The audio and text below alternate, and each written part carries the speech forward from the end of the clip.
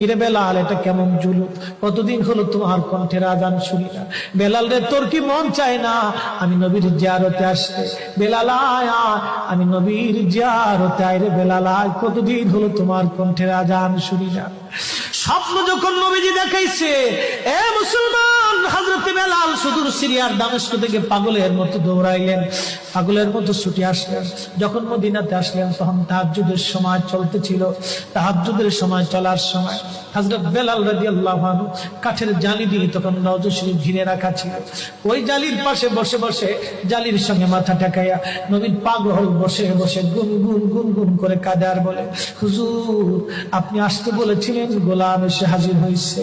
নবী গো, আজান দিতে বলেছেন, আমি আজান দিলে আপনি আগে নামাজে আসতেন, এখন আজান দিলে কি নবী আপনি নামাজে আসবেন? হুজুর এখন আজান দিলে কি আপনি নবী নামাজে আসবেন? নতুন মুয়াজ্জিন আসছে আজান দেওয়ার জন্য, এসে দেখে নবীর মুয়াজ্জিন বেলাল কাঁদে। ডাক দেখে মদিনাবাসী শুনছো, নবীর মুয়াজ্জিন ফিরে এসেছে, বেলাল আসছে, বেলাল ফিরে আসছে। এই কথা শোনার পরে সব সাহাবী ঘর থেকে বের হয়ে দৌড়ায় এসে দেখে বেলাল কাঁদে। সাহাবীরা বলে, বেলাল আজান দাও, কতদিন হলো তোমার কণ্ঠের আজান শুনি না। বেলাল আজান দাও, কতদিন হলো আজান শুনি না রে বেলাল। বেলাল বলে, সাহাবীরা রে, আমি আজান দিলে কি নবী নামাজ আসবে বলো?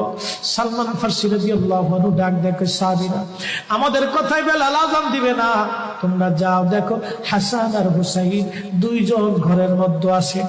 ইমাম হাসান হুসাইন রাদিয়াল্লাহু আনহুমা যদি বলে তাহলে বেলাল অবশ্যই আজান দিবে। সালমান ফারসির পরামর্শে সাহাবীরা দৌড়ায় গেলেন।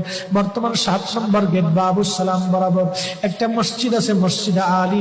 এটাই ছিল হযরত ফাতেমা রাদিয়াল্লাহু আনহার বাড়ি। এই বাড়িতে দৌড়াই যাওয়ার পরে ইমাম হাসান হুসাইন রাদিয়াল্লাহু আনহুমা দুইজনকে নিয়ে আসা হলো।